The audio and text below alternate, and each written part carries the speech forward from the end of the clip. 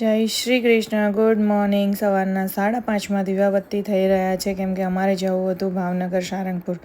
તો ભાઈ 4:45 થઈ ગયા છે. 5:30 ફટાફટ કરવું પડશે અને જલ્દી રેડી થઈ ગયા અને રેડી થઈને અમે પહોંચી ગયા હતા દાદા ભગવાનના મંદિરે, એટલે કે ભોળાદ દર્શન કરીને અમે નીકળી ગયા. વચમાં આવ્યું હતું કમિયાળા, તો કમિયાળા પહોંચી ગયા છે. કમિયાળા હનુમાનજીનું મંદિર જે બહુ જ ફેમસ છે અને અહીંયા એવું કહેવામાં આવે છે કે તમે જે પણ મનોકામના રાખો તે તમારી પૂરી થાય છે.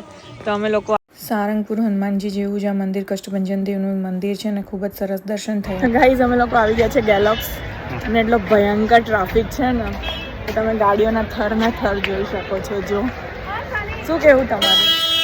આપણે પહોંચી ગયા હતા કષ્ટભંજન દેવ મંદિર સારંગપુર અને બહુ ભયંકર ટ્રાફિક હતો એટલે પાછળના રસ્તેથી અમે લોકો ગયા હતા. બહુ જ ચાલીને અમારે મંદિરમાં જવું પડ્યું હતું. અમને એવું હતું કે ફટાફટ દર્શન થઈ જશે, પણ જેટલું વિચાર્યું હતું એનાથી બધી ભયંકર ભીડ હતી અને તો પણ હનુમાનજીના સરસ મજાના દર્શન થઈ ગયા. બોલો છે કષ્ટભંજન દેવ કી જય. તો પછી બહાર અમને અમારા ફ્રેન્ડ્સ લોકો મળી ગયા જેમને અમારી સાથે ફોટોશૂટ કરવું હતું. તો ભાઈ ફોટોસ પાડ્યા અને અમે અમારા ફ્રેન્ડ્સ જોડે ખૂબ જ હેપી હતા. ઘણા બધા મારા ફ્રેન્ડ સર્કલ્સ મને મળી ગયા હતા મિત્રો, અને ખૂબ જ મજા કરી. અને અહીંથી અમે ઘણીવાર અગરબત્તી અને ધૂપ લઈએ છીએ જે ખૂબ જ સરસ હોય છે. તો અમારું અહીંયાથી રેગ્યુલર શોપિંગ ચાલુ જ હોય છે. તો મિત્રો આપણે પહોંચી ગયા હતા રંગોલીમાં લંચ માટે, જ્યાં અમે જીરા રાઈસ મંગાવ્યા હતા અને આ લોકોએ સબ્જી મંગાવી હતી, પણ હું જીરા રાઈસ નથી ખાતી. પછી પહોંચી ગયા ભાઈ માતાજીના દરબારમાં, બોલો શ્રી માખોડિયારમાંના મંદિરે.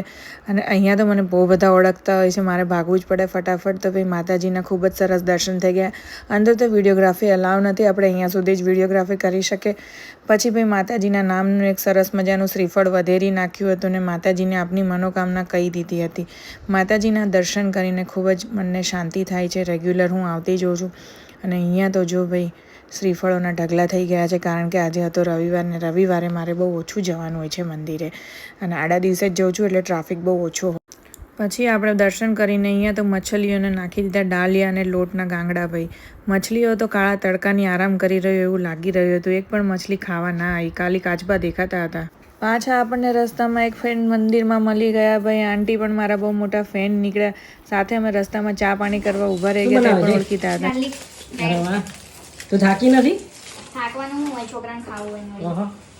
છોકરા માટે ખાવા માટે તો બધી મહેનત કરીએ છીએ. છોકરું ટાઈમસર માંગે અને ના બનાવી દઈએ તો પછી મમ્મી શું કામની હે? તો ભીંડાનું શાક બનાવ્યું છે, રોટલી બનાવી છે, ખીર બનાવી છે. એક જ છોકરો નહીં, એને રાઈસ આપી દીધા બેટા તારા બાઉલમાં જા.